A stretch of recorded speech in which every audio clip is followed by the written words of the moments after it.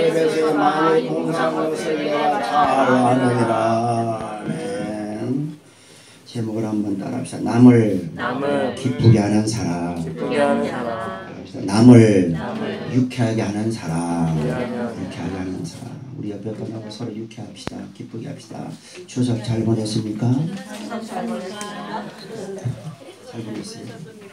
하정희 집사님은 이러네. 잘 못 보냈어요. 어디 갔다 오셨어요. 얼굴 보니까 윤기가 흐릅니다. 제 옆에 한번 인사합시다. 얼굴 보니까 기름이 자르르 아주 참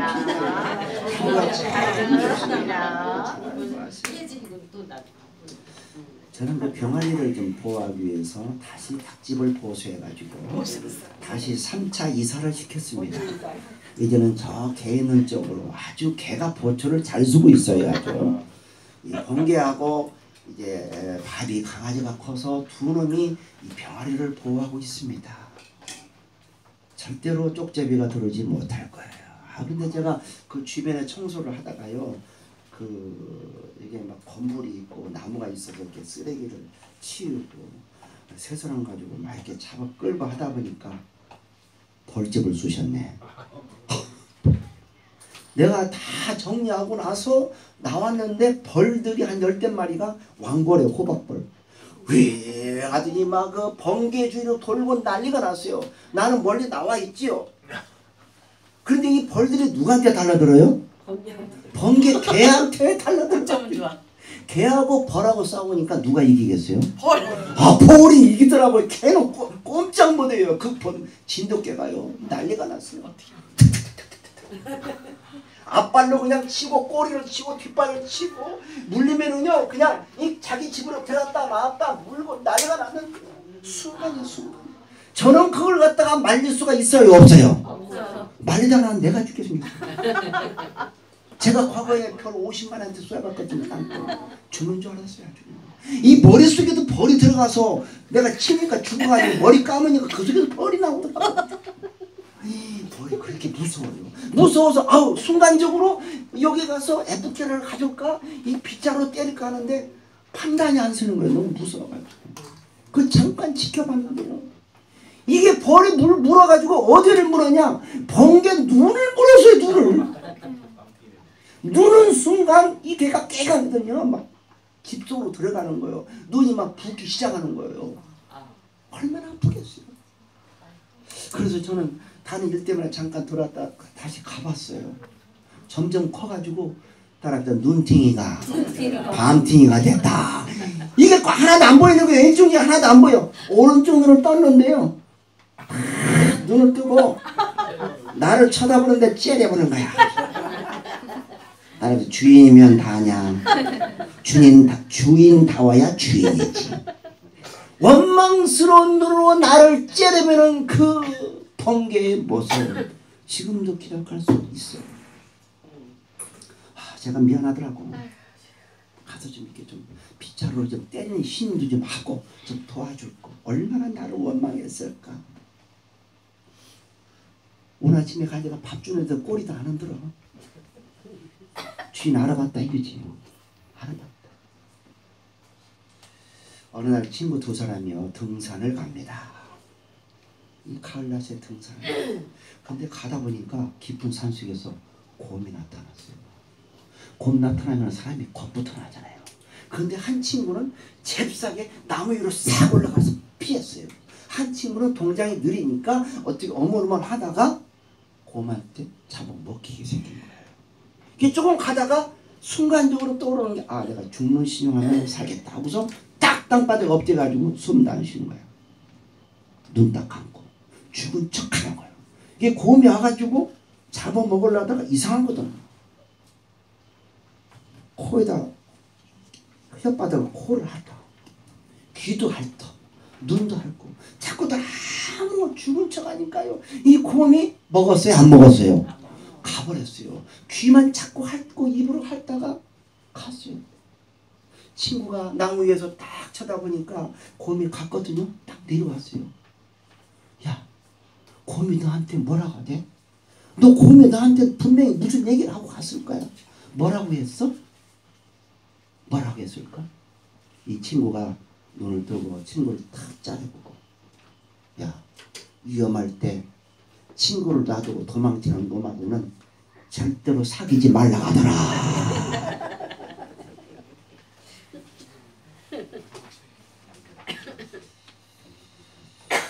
곰이 나타났을 때 최 목사가 도망갈까 제가 도망갈까요? 곰을 만나봐야 되겠어요. 어떤 사람은요, 만나면은 든든하고 만나면은 기분 좋고 만나면 의지가 되고 참 좋아요. 일이 잘 될 것 같아. 근데 어떤 사람 만나면 불안하고 짜증나고 화가 나고 그냥 싫어. 그 사람 얼굴 생각만 해도 그냥 소름이 끼치고 싫다는 거야. 두 가지 좋네. 2015년도 9월 30일 수요일에 동아일보를 보니까 저는 깜짝 놀랐어요. 동아일보 일면에 크게 났습니다. 심층 탐사 기획 프리미엄 리포트 해가지고 직장인 피로 위험수위다. 직장인들 피로가 위험수위가 돼가지고요, 자살이 많고 빨리 죽고 암이 오고 혈액이 나빠가지고 이제 급사를 하는 사람들이 30대 40대에 나타난다는 거예요. 이게 위험수위라는 거예요. 아주 전면에 나왔고 3매도 나오고 4매도 나오고 엄청나게 크게 나온 것이 30일 날 기사입니다. 거기 구체적으로 뭐라고 나오냐면요, 피로사회 30대 사무직이 아주 위험하다. 직장인 1235명을 상대로 피로도를 측정했는데 연령 직종을 막느라고 전부 돌연사할 수 있는 가능이 있다는 것을 지적을 했어요. 옆에 거는 서로 격려합시다. 우리는 절대로 돌연사하지 말고 99세까지 살다가 하루 정도 감기 들고 가자. 돌연사하면 안 돼요. 30대 40대 잘 들으세요. 2, 3이라. 만성 피로도가요, 위험수위가 46이면 넘어가면 문제가 생기는데 만성 피로도가 20대가 41.48. 직무 스트레스가요 57.74 넘으면 위험합니다. 그런데 과장 대리 실무자가 60일 넘었어요. 넘었습니다.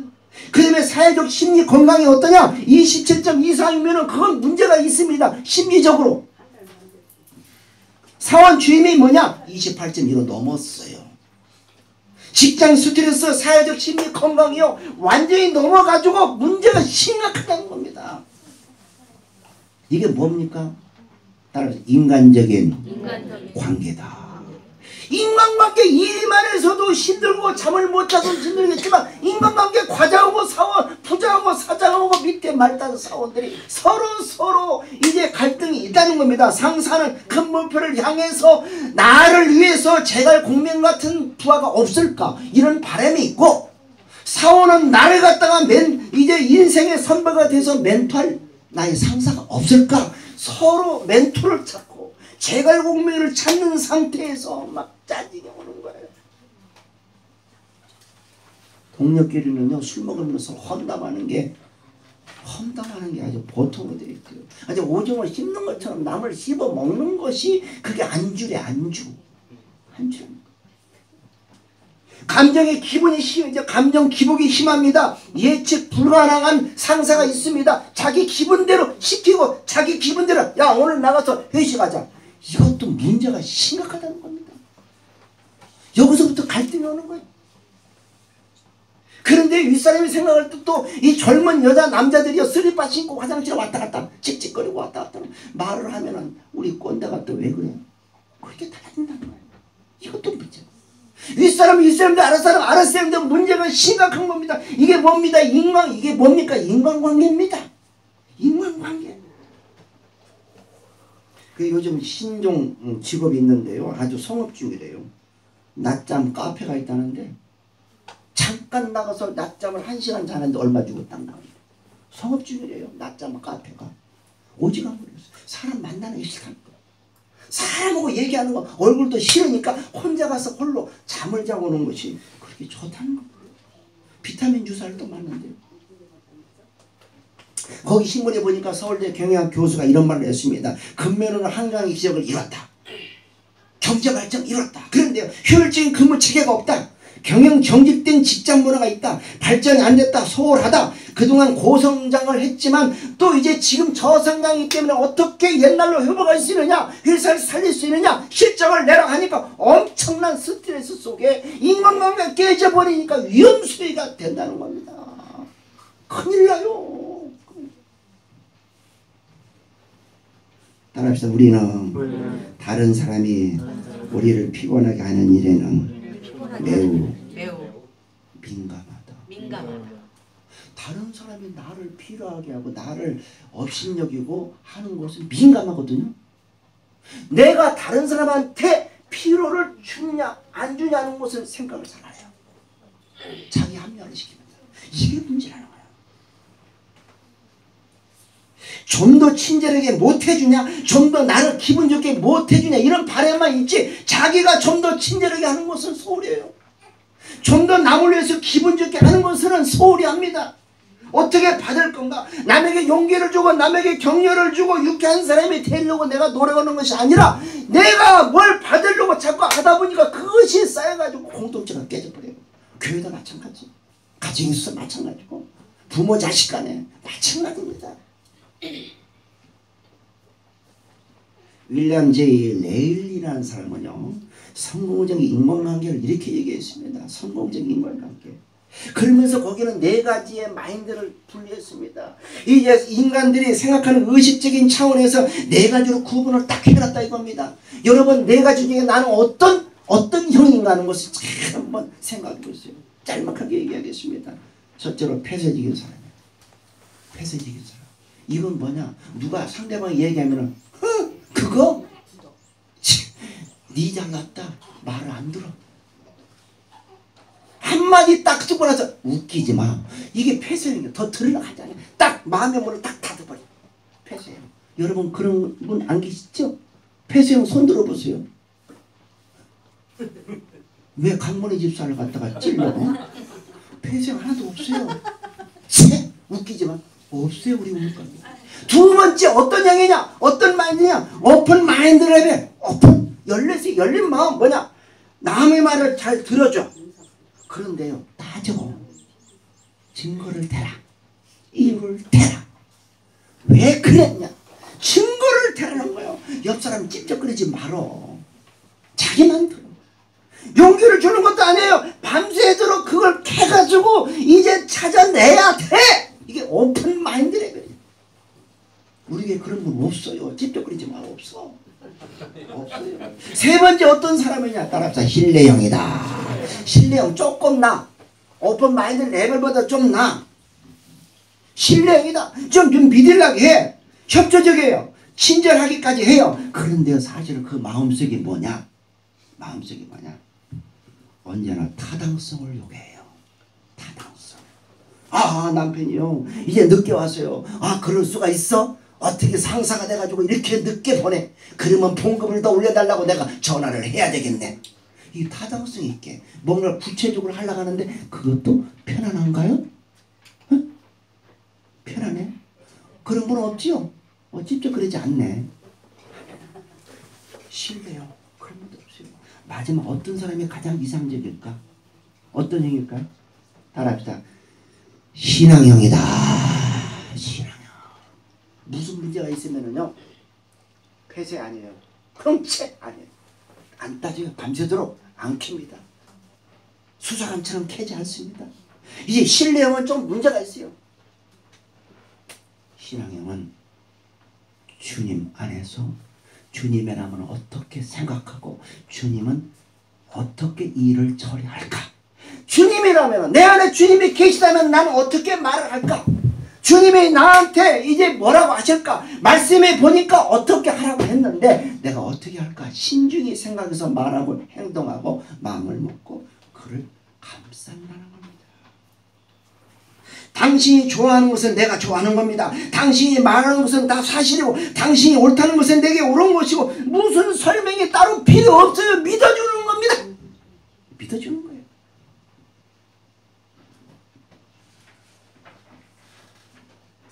오늘 말씀에 보니까요, 사도 바울이 15절에 뭐라고 나오십니까? 시작. 모든 사람이 나를 버리니 이를 내가 아나니 그 중에 부결로와 홈몬에게 16절에는 원하는 주께서 자 15절과 16절이 상반되죠. 15절에는 이게 부겔로와 호모게네, 이게 바울을 기쁘게 해줬어요. 근심시켰어요. 버렸어요. 폐쇄예요. 오픈마인드 레벨 신령은 할 수 있어요. 그런데 이 오네시모로라는 사람이 있죠. 이 사람은 어떤 형이에요? 네 가지 중에 신앙이에요. 오네시모로는 이 사람은요, 이게 쭉 하다 보니까 나중에 뭐라고 나왔어요? 시작. 만약에 주께서 주의 국리를 잊게 하여 주옵소서. 또 그가 에베소서 많이 봉사한 것을 제가 잘 알아요. 이 오네시모로는 에베소 사람인데요, 에베소 교회에서 바울의 설계고 교회를 설립하고 거기서 사역을 했거든요. 근데 이 오네시모로는 이 사람은요 바울의 신복이 됐다는 거예요. 그래서 여기서 15절과 16절을 대비를 시키면서 이 부겔로 호모게네는 나쁜 놈이라는 걸 쉽게 얘기하면 반역자라는 겁니다. 그럴 수가 없다는 겁니다. 나를 괴롭혔고 나를 섭섭하겠다는 겁니다. 그런데 오네시모로는 그런 사람이 아니기 때문에 이제 바울이 그날에 주의 궁예를 입게 하여 주옵소서, 주님이 오시는 날 최고의 복을 받고 살아있는 동안 복을 받게 해주시옵소서 하고 바울이 특별히 기도한 내용이 성경에 나와 있는 겁니다. 따라서 주의 종이 특별히 기도하는 것은 대단한 겁니다. 사도 바울 같은 사람이 특별히 기도하는 것, 복을 비는 것, 이것은 성경에 이름이 나와 있고 이 사도 바울이 이제 그날에 입게 하옵소서, 이것이 전에 성경을 보면은요 가족을 위해서 기도했다가 나와요. 가족 전체를 위해서 축복을 받은 오네시모로입니다.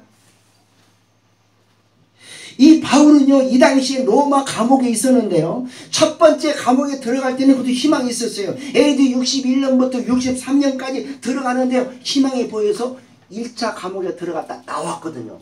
1차 감옥은 뭐냐, 66년 67년에 감옥에 들어가는데 이제는 끝났어요. 죽음을 기다리는 그런 상황이 됐습니다. 이제는 감옥에서 잡혀 있다가 이제는 내 목이 잘리는 순간 처형을 당한다고 이 바울은 이미 각오를 했던 것이 2차 감옥 투옥 생활입니다. 여기 성경을 보면은요 빌립보서 빌레몬서는 1차 감옥 때 쓴 겁니다. 디모데후서는 뭐냐, 몇 차 감옥에 쓴 거예요? 2차 감옥 희망이 없습니다. 곧 죽습니다. 그걸 염두에 두고 여기서 에베소 교인들 거기다가 편지 쓴 게 바로 이 내용이거든요. 바울이 이제 마지막 이제 이런 내용을 써서 에베소 교회를 보냈는데 여기에 이 오네시모로가 있다는 것은 엄청난 축복이거든요. 마지막 서신에 오네시모로가 있습니다. 자, 그렇다면 여기서 우리는 세 가지를 찾아낼 수가 있습니다. 오네시모로는 어떤 사람이길래 바울이 이렇게 소중히 여기고 마지막 감옥에서까지 편지를 써서 오네시모로를 이렇게 올렸었는가. 디모데도 오네시모로는 참으로 귀한 사람이다 하고 디모데도 얘기한 사람이 바로 오네시모로라는 겁니다. 어떻게 해서 오네시모로를 이렇게 바울이 이렇게 존중하고 소중히 생각하고 이렇게 성경에다가 편지에다가 썼는가. 따라서 바울의 진실성을 인정했다. 따라서 그가 진실한 사람이다. 진실입니다.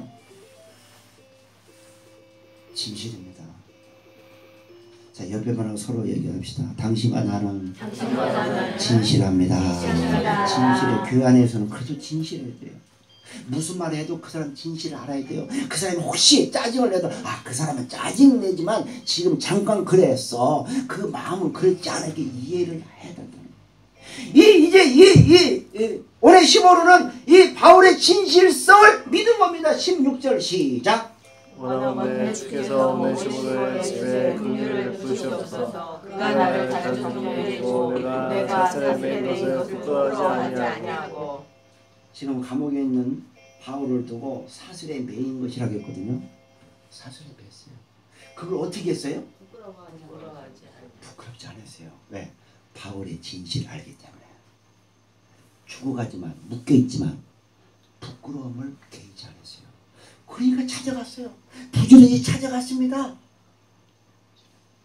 부끄러움이 있다. 못 찾아갔죠. 바울은 나쁜 놈이야. 아, 저건 정치적으로 노는 놈이야. 저건 경제적으로 노는 놈이야. 바울은 나쁜 놈이야. 저건 못된 놈이야 하면은 안 갔죠. 바울이 지금 감옥에 갇혔지만 바울의 진실을 알았다는 겁니다. 부지런히 찾아갔어요. 부지런히. 그 당시에는요, 많은 사람들이 감옥에 있기 때문에 감옥을 다 찾아봐야 돼요. 물어서 찾아야 됩니다. 시간이 많이 걸렸어요. 부지런히 최선을 다해서 찾아는 겁니다.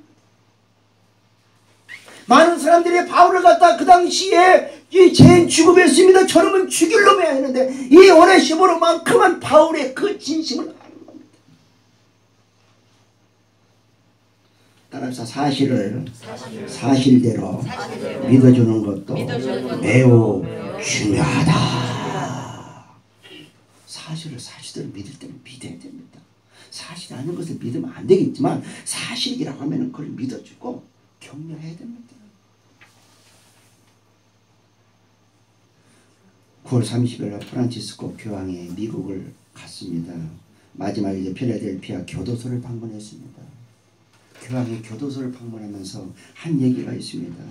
따라서 사랑은 아주 간단한 행위에서 나온다.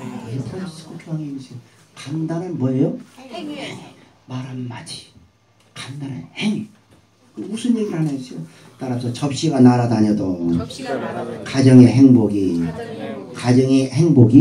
근원이다. 이제 접시가 날아가가지고 그냥 싸우고 지지고 볶고 해도 이제 그 가정의 근본 행복이 가정이라는 겁니다. 부부라는 겁니다.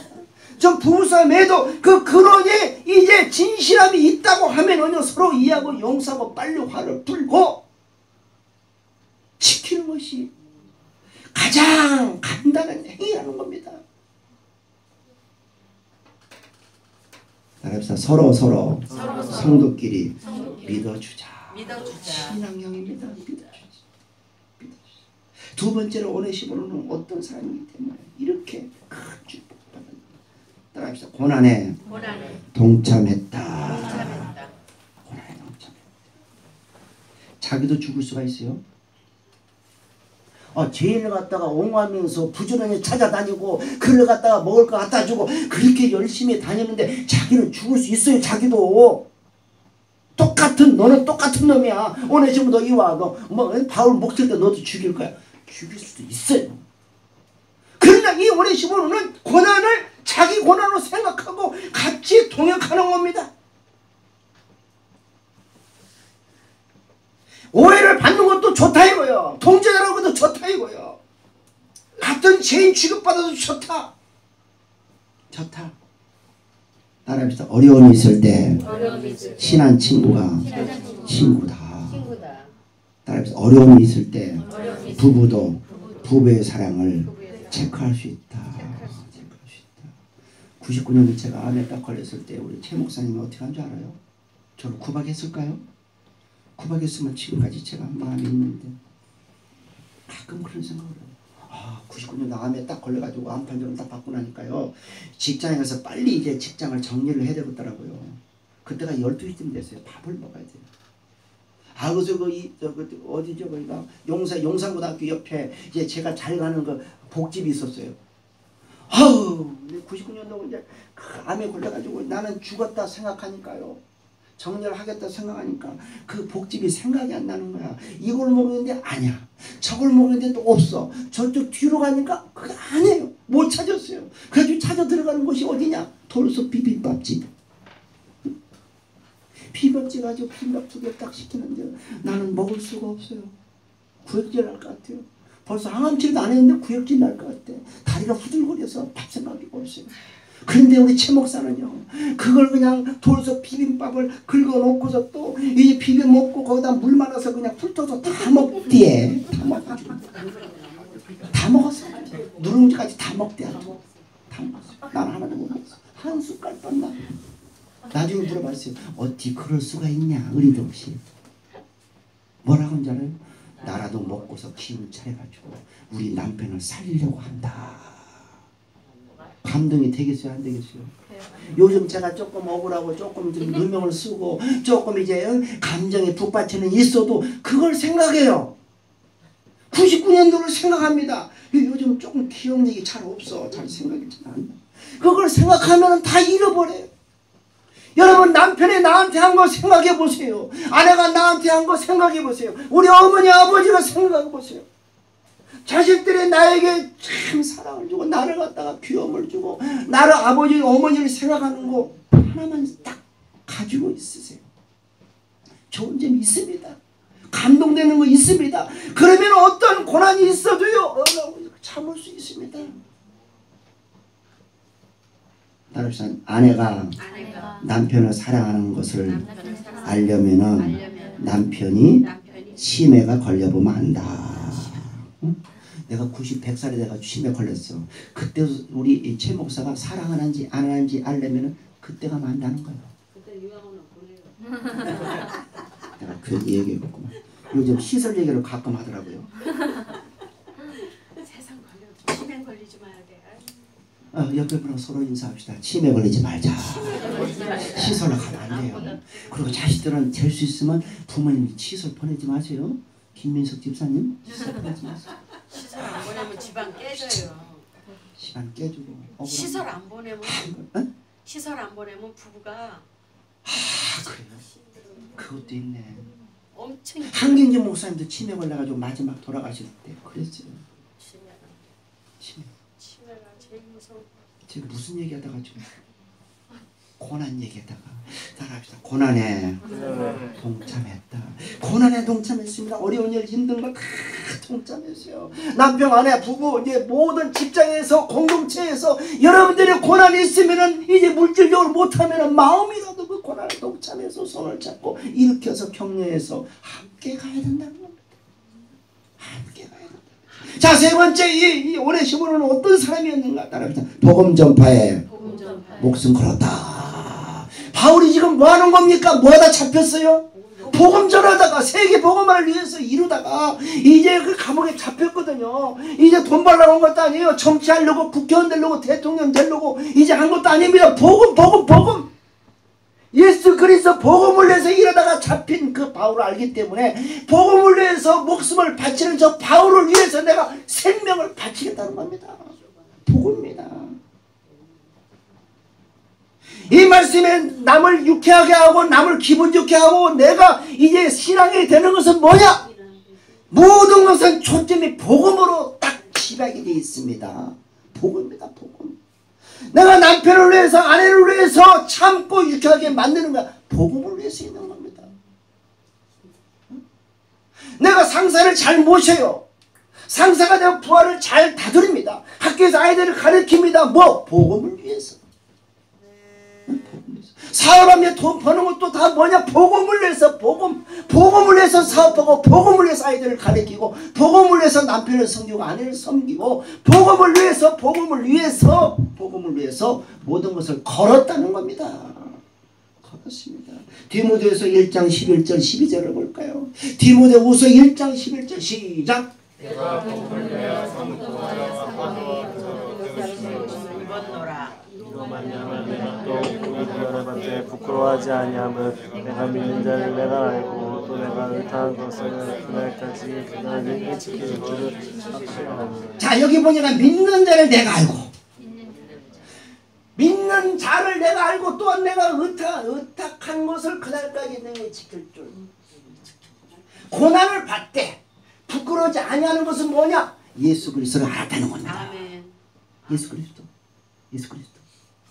그 다음에 여기 예수 그리스도 때문에 그날까지 그가 능히 지킬 줄 확신한다. 예수 그리스도가 내 목숨을 끝나는 그날까지 지켜주신다는 거예요. 여기 다 들어가 있어요. 여기 보니까 15절 내가 복음을 위해 선포자로 사도로 교사로 세움을 입었다. 우리 옆에 분은 서로 격려합시다. 당신과 나는 교사로 세워주셨다. 당신과 나는 전도자로 세워주셨다. 전도자로 교사로, 가정에서 교사로, 가정에서 전도자로, 직장에서 전도자로 교사로 세워주셨다는 겁니다. 그러니까 교사로 전도자로 세울 때 복음을 위해서 내가 참고 기다리고 남을 상대방을 위해서 목숨을 바치기 위해서 내가 참고 그 사람을 위해서 헌신적으로 유쾌하게 만들어야 된다는 거예요. 무엇 때문에? 복음 전파 때문에. 무엇 때문에 남을 섬기고 유쾌하게 만들어주고 기분 좋게 할 것인가? 복음화 때문에. 하나님 나라 확장을 위해서. 힘듭니다. 고난 있습니다. 누가 알아주지 않습니다. 손해볼 수도 있어요. 멀리서 오는 것도 참 힘듭니다. 부담됩니다. 그러나 우물가 교회 복음을 위해서, 하나님 나라 확장을 위해서, 내 가정 구원을 위해서 말씀대로 살고 열매를 맺기 위해서 새 생명의 역사가 일어나기를 원해서 온다는 겁니다. 우리 다 같이 눈을 감고 한번 생각해 봅시다.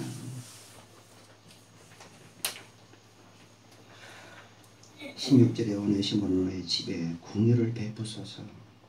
바울의 축복 기도가 나옵니다. 성경에 이름이 기록되어 있습니다. 가족 전체가 복을 받으세요. 자자손손 큰 복을 받고 2000년 전에 이 이름이 지금도 설교자를 통해서 감당해서 외쳐지는 오네시모로가 되었습니다.